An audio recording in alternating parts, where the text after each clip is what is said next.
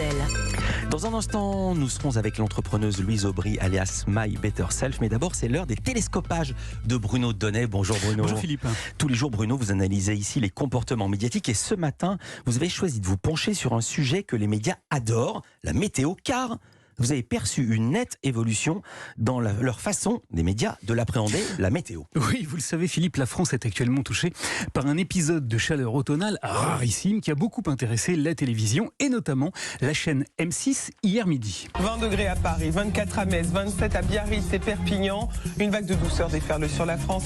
Voilà, il fait exceptionnellement chaud en automne et ce fut le cas déjà au printemps. Seulement voilà, au début du mois de juin dernier, alors que nous étions frappés par un épisode de canicule extrêmement précoce, le journal Libération avait choisi d'illustrer un article consacré au phénomène avec la photo d'un homme en short tout sourire qui profitait du soleil. Tollé sur les réseaux sociaux, protestation des lecteurs, le quotidien accusé de légèreté avait fini par s'excuser et par publier un mea culpa. Et puis quelques jours plus tard, sur BFM TV, Marc Hay, qui présente les bulletins météo de la chaîne, avait surpris tout son monde en débarquant très ému sur le plateau pour faire lui aussi amende honorable. J'ai décidé, depuis maintenant quelques jours, d'arrêter d'utiliser mon ton habituel qui, au final, je trouve un peu, au fur et à mesure des mois, un peu nul.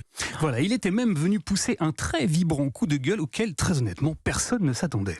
Oui, et je pense qu'il faut qu'on change notre manière de parler de ça, parce que ça n'imprime pas. Ah donc bon, le changement était en marche. Alors j'ai été très intéressé, Philippe, par la manière dont la télévision a couvert le sujet météo hier, parce que figurez-vous qu'il y a tout juste un an, il avait déjà fait beaucoup trop chaud pour la saison. Mais il y a un an, le traitement médiatique s'était limité à la diffusion de propos réjouis de badauds qui bronzaient tranquillou sur la plage. Je suis ravi là, j'ai l'impression d'être en vacances toute l'année. Et l'eau est très bonne, donc que demande le peuple ? Or, aujourd'hui, ce que demande le peuple précisément, c'est que la prise de conscience du dérèglement climatique et de ses effets délétères ne soit plus traitée de cette façon-là par les médias, c'est-à-dire par-dessus la jambe. Eh bien, pour une fois, j'ai une bonne nouvelle à vous annoncer, car j'ai bien observé le traitement qui a été réservé au sujet hier, et voilà ce que j'ai entendu. M6 a diffusé des témoignages de Marseillais très inquiets pour le sort des générations futures. Oui, mais bon, pour nos enfants et nos petits-enfants, c'est un peu dommage, quoi. Et le 20h de TF1 a fait exactement la même chose. Ça fait bizarre, parce que normalement on se baigne pas en octobre. Enfin moi je ne me suis jamais baigné en octobre. Fini les seuls commentaires enjoués que l'on observait naguère. Beach volley sur la plage, bronzette et baignade. Ces images ont bien été tournées aujourd'hui. Hier soir, sur la première chaîne, Gilles Boulot s'est emparé de l'incongruité climatique dès les titres de son JT. Dans ce journal également des températures de plein été, un 17 octobre, le thermomètre va dépasser les 30 degrés dans les prochains jours dans le sud-ouest.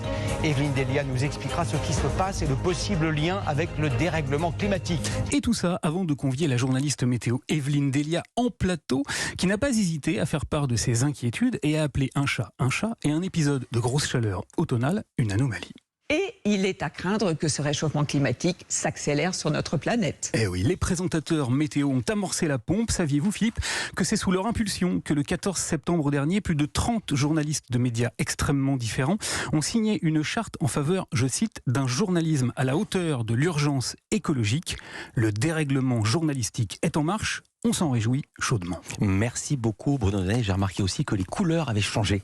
Désormais c'est rouge quand il fait 25 degrés, alors qu'avant c'était quand il faisait 30 degrés. Merci beaucoup Bruno, à demain.